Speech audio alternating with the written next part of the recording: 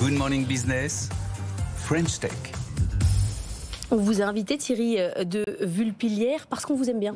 C'est gentil, clairement, mais moi aussi j'aime bien venir. Morel, il parle régulièrement de vous, Évidence B, mais oui, qui permet de réviser l'intelligence artificielle, qui sert à quelque chose qu'on peut voir clairement dans les usages, c'est un peu ça, hein.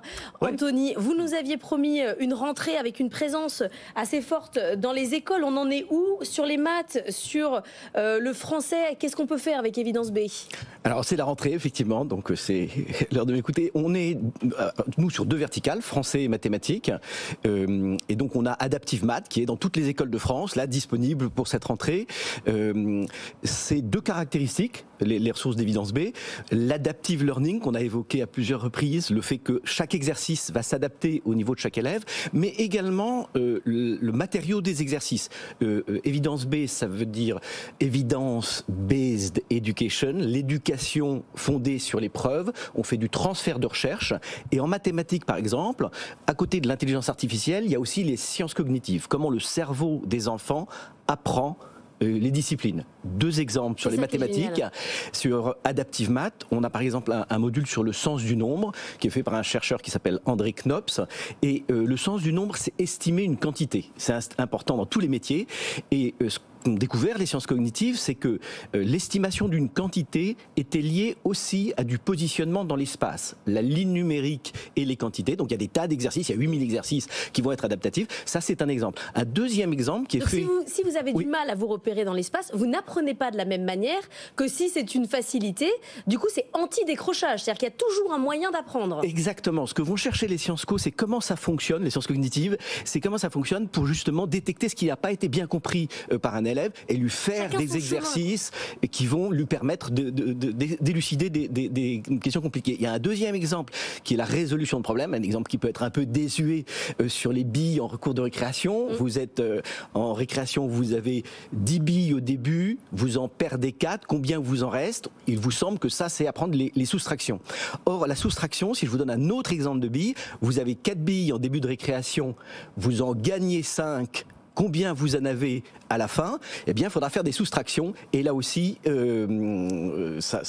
c'est contre-intuitif. Donc c'est de l'école sur mesure. Alors, nous, avec Laure, on est convaincus. Mais est-ce que l'éducation nationale est convaincue, elle aussi? Parce que je me souviens que Gabriel Attal avait annoncé un grand plan pour intégrer justement, notamment en classe de seconde, avec des outils pour le français et pour les maths à la rentrée. Oui, mais depuis, la politique est tombée dans un trou. Oui, alors c'est ça. Depuis, c'est passé des trucs, c'est vrai. Mais en tout cas, est-ce qu'il y a cette volonté-là d'intégrer ces outils pour les élèves d'aujourd'hui? Alors, sur la France, on est, on va dire, bien soigné par l'éducation nationale. L'Adaptive Math dont je vous parle, c'est le ministère de l'Éducation qui l'a acheté pour toutes les écoles. Donc, tous les professeurs des écoles peuvent utiliser Adaptive Math. Adaptive Langue, c'est plutôt les régions, la région Île-de-France.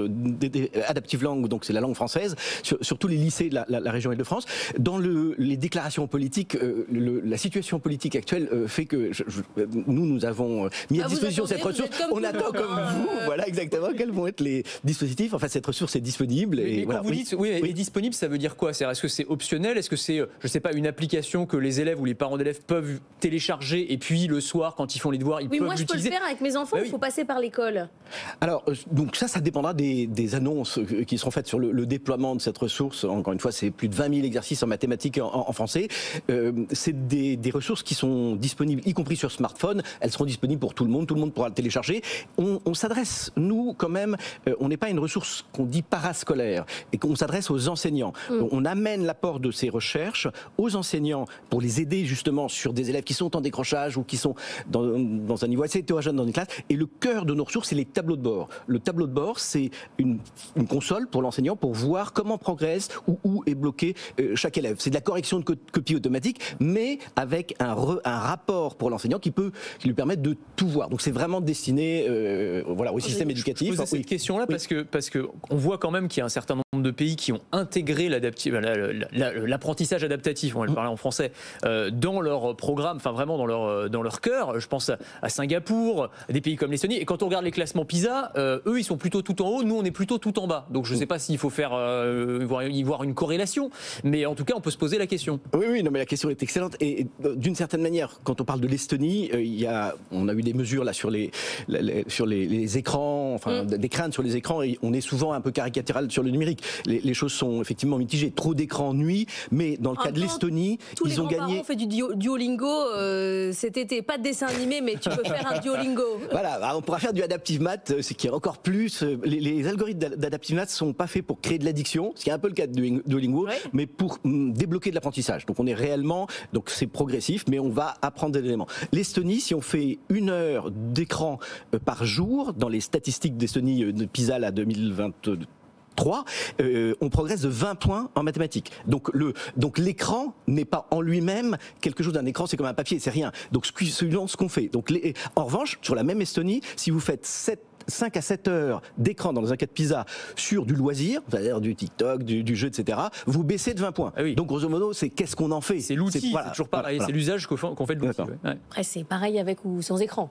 Oui, exactement, mais c'est ça. La technologie n'est jamais bonne ou mauvaise, c'est toujours l'usage qu'on Voilà, fait. il faut dire, on a eu longtemps le débat sur les livres et sur le papier. Grosso modo, le livre et le papier, longtemps, c'est ça qui faisait débat. Don Quichotte, c'est l'histoire d'un gars qui lit trop de romans de chevalerie, qui devient dingue. Madame Bovary, c'est l'histoire d'une dame qui lit trop de romans sentimentaux. Voilà. Donc il y a longtemps eu des polémiques sur les livres. Là, aujourd'hui, c'est un miracle s'ils lisent, donc on ne fait plus de polémique sur le livre, mais voilà, l'écran devient très important dans la société de la connaissance, c'est superbe, mais il faut être plus subtil et plus c'est pareil différent, entre les exercices de maths et les vidéos de gens qui s'habillent, c'est la même chose. Merci beaucoup Thierry de Vulpilière d'être venu ce matin.